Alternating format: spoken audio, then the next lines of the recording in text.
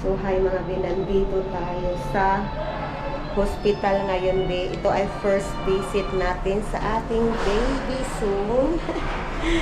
So, i-try natin kung pwede kasi wala kaming appointment be. So, i-try natin kung bibigyan kami or ma-check up ba tayo ngayon. So, i-try lang natin. Hey!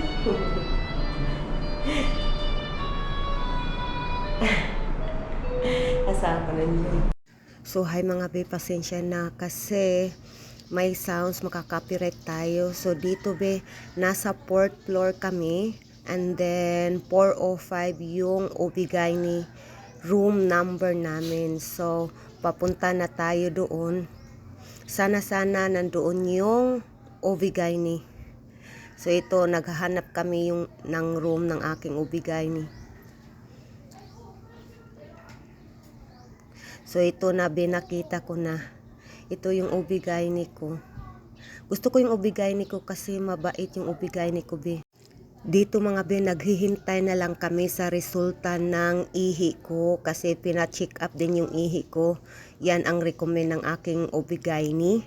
And then dito, sabi ng asawa ko, baka may sounds, baka makapiright tayo. Kaya nga, nag-voice record na lang ako dito, be.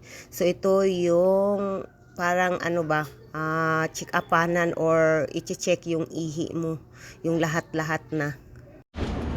Okay, hi mga beso. Tapos na tayo sa test ng ihi ko. Nandiyan yung asawa ko. So, test ko ito ng ihi. Kailangan ka mag-face mask dito. So, yung asawa ko hindi na kaginhawa. Siya, di na makaginhawa. Quick, everybody run disease. So, punta ulit tayo sa doktor natin at ipabasa natin itong resulta. So, we're gonna go again here in elevator. 4th floor lang. Well, you bullying me. No, I'm not bullying you. Let me see.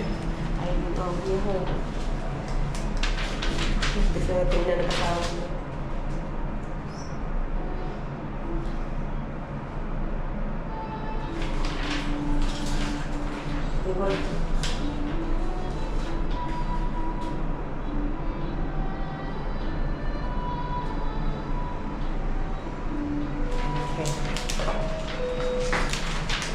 Okay, nandito na tayo. So, dito mga be, labas na tayo sa elevator. At ito ay ibibigay ko na sa aming doktor. And then, ang resulta nito mga be, hindi lang ako naka-video. Normal yung ihi ko, walang diferensya. So, I'm thankful in God na okay ang lahat. So, ibibigay ko na to mga be.